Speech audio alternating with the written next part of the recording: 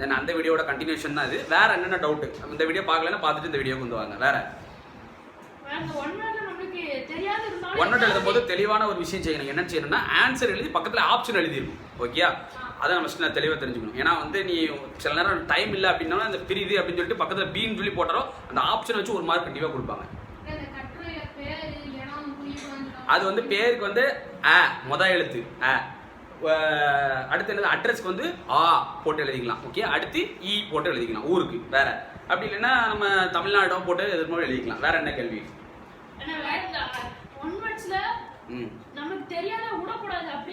எதையுமே கொஸ்டின் பேப்பரை பொறுத்த வரைக்கும் எதையுமே விடக்கூடாது. அதே மாதிரி எதையுமே விடக்கூடாதுக்காண்டி எல்லாத்தையும் எழுதக்கூடாது. ஓகே, இப்போ வந்து எவையேனும் 3 அன்னைக்கு விடையடி அதில் ஒரு கட்டாய வினா இருந்ததுன்னா அந்த கட்டாய வினா விட்டுட்டு எவையேனும் 2 கொஸ்டின் தான் என்ன பண்ணணும் எழுதணும்.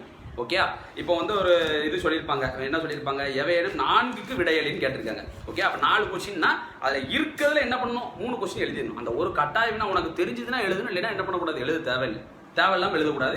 அதுமாதிரி அந்த கட்டாயம்னா எனக்கு தெரியாது, ஆனால் அதுக்கு மேலே இன்னொரு கொஸ்டின் தெரியுதுன்னு அதையும் செய்யக்கூடாது. ஏன்னா அவங்க திருத்துறவங்க வந்து ஏதாவது சிலவங்க திருத்தும் போது 100 தாண்டி போயிடும், 110 120 போயிடும். டாப்பர்லாம் பயங்க பண்ணுறது அந்த தப்பை நம்ம பண்ணக்கூடாது. இரிட்டேட் பண்ணுற மாதிரி விஷயங்கள் செய்யக்கூடாது. வேற அதுமாதிரி எக்காரணம் கொண்டும் நம்மளோட சிம்பிள்ஸ் ஏதாவது ஒரு சிம்பிள்ஸ். ஓகே, ஒவ்வொருத்தங்க ஒவ்வொரு ரிலீஜியன்ல இருந்து வருவாங்க. அந்த நம்ம எதையுமே மென்ஷன் பண்ண வேண்டாம். ஓகே, எதையுமே வந்து தேவையில்லாத விஷயங்களை அதில் எழுத வேண்டாம். ஓகே, வேற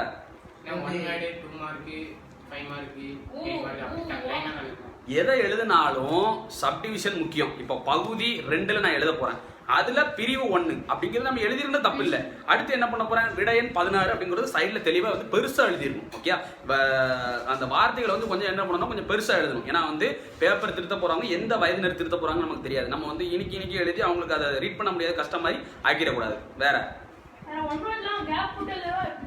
ஒன் வேர்டு வந்து ஒரு லைன் விட்டு எழுதினாலும் பிரச்சனை கிடையாது.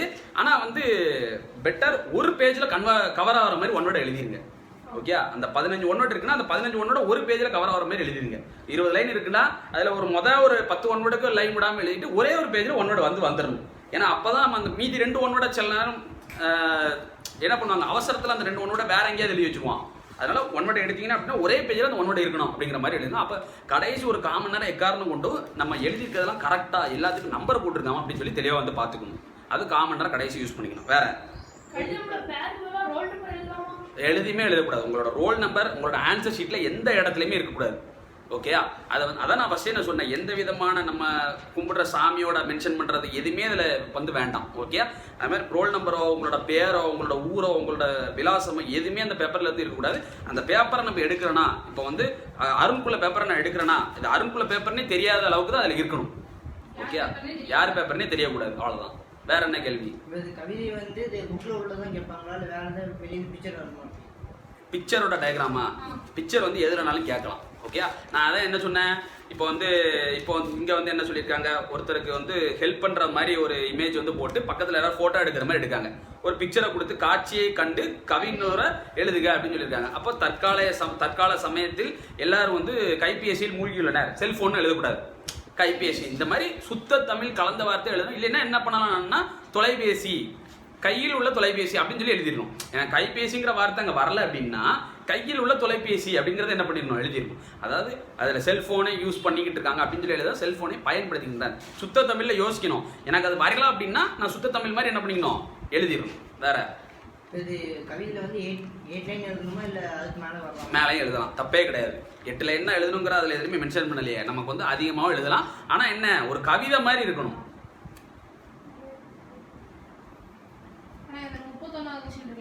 31வது கொஸ்டின் என்ன இருக்கு? உரையை படித்து பின்வர். அது ரொம்ப ஈஸி தானே. அதில் என்ன பண்ணணும்னா அதில் எப்படி இருக்கோ அதை அப்படியே எடுத்து தூக்கி எழுதிடும்.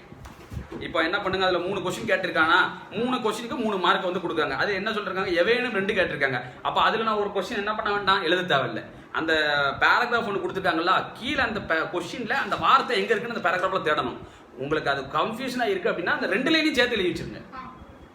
அதான் டவுட் வரும், எங்க இருந்து அந்த ஆன்சரை எழுதணும் அப்படின்னு டவுட் வரும். நான் என்ன சொல்றேன், 2 லைனையும் சேர்த்து எழுதி வச்சிருங்க. அதுக்கு முன்னாடி உள்ள லைனா பின்னாடி உள்ள லைனா எழுதி அந்த கொஸ்டினுக்கு தகுந்த ஒரு வார்த்தை அதில் இருக்கும் தெரியுமா, அதை மட்டும் என்ன பண்ணிருங்க, பாக்ஸ் பண்ணி வச்சிருங்க. அப்பதான் அவங்க அதை என்ன பண்ணாங்க, ஈஸியா பார்த்து டிக்கெட் அடிச்சுட்டு போற மாதிரி இருக்கும். வேற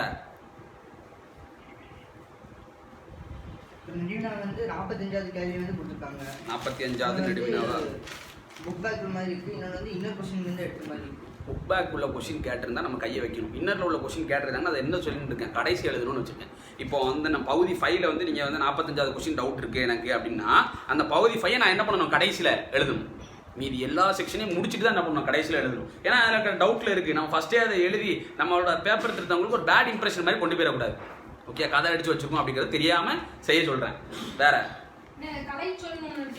இங்க நம்பர் 22 ஆமாம், சொற்களை பிரித்து பொருள் தருக.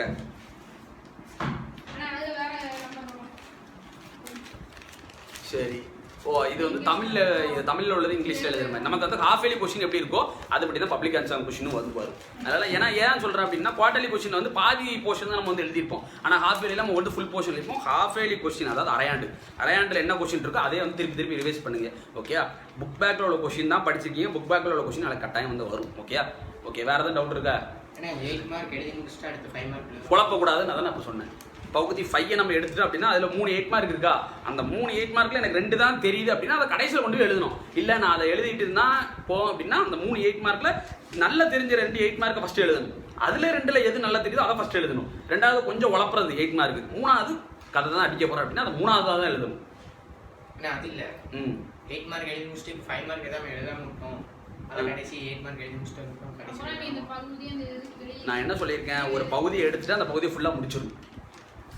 அந்த பகுதியை எடுக்கிறதுக்கு முன்னாடி அந்த பகுதியை பற்றி நல்லா யோசிக்கணும், நல்லா தெரிஞ்ச மாதிரி இருக்கணும். இல்லைன்னா எனக்கு வந்து நான் பகுதி 5ல் வந்து 3 கொஸ்டின் எழுதணும், 8 8 8 3 8 எழுதணும்னா அதில் எனக்கு 2 தான் தெரியுது, 3வது தெரியல அப்படின்னா நான் என்ன பண்ணுவேன், நான் கடைசி கொண்டு போய் எழுதுவேன். இல்லை எனக்கு ஃபஸ்ட்டே நான் இது பண்ண அதுமாதிரி ஃபஸ்ட்டே நான் சொல்லிட்டேன், பெரிய பிக் ஷாட் மார்க்கெல்லாம் ஃபஸ்ட்டு அடிக்க பார்க்கணும். ஏன் இப்போ 25 மார்க் நான் ஃபஸ்ட்டு எடுத்துட்டேன் அப்படின்னா நான் சேஃப் சைடு ப்ளஸ் 24 நல்லா புரிஞ்சுக்கணும். அந்த 8 மார்க் 8 அதாவது 8 × 3 24ம் அந்த 5 × 5 25 தான் டிசைடிங் ஃபேக்டர். ஏன்னா அந்த 25 + 24 கூட்டினாலே எவ்வளோ வந்துடுது, 50 மார்க் வந்துடுது. ஏன்னா அந்த டிசைடிங் ஃபேக்டர் அதாவது பெரிய மார்க்காக தான் நம்ம என்ன பண்ணணும், ஈஸியாக தட்டி தூக்கிடணும். அந்த 50 நம்ம எழுதிட்டனாலே முடிஞ்சிச்சு. அந்த 50 + ஒரு 1 வேர்டு எழுதிட்டாலே நான் என்ன பண்ணியாச்சு, சேஃப் சைடு 60 மார்க்கு எழுதிட்டேன். மித்தது எழுதுறது ஃபுல்லாக எனக்கு என்னது தான், போனஸ் தான். அதிலே மித்ததுலேயே எது வர போகுது, அடிப்பெறலாமல் எழுத கண்டிப்பாக நான் 6 மார்க் எடுத்துருவேன். ஓகே, இந்த மாதிரி தான் நான் யோசிக்கணும். ஓகே, கடைசி டைமில் கடைசி ஒரு 1/4 மணி நேரம் நான் 1/4 மணி நேரத்துக்குள்ளே முடிச்சிடணும் அப்படின்னு சொல்லி ஃபிக்ஸ் பண்ணிக்கோங்க. நாளைக்கு கொஸ்டின் பேப்பரை பார்த்துட்டு இந்த டைமுக்குள்ளே இந்த டைம் 1 வேர்டை முடிக்கணும் அப்படிங்கிறது தயவு செஞ்சு வேண்டாம்.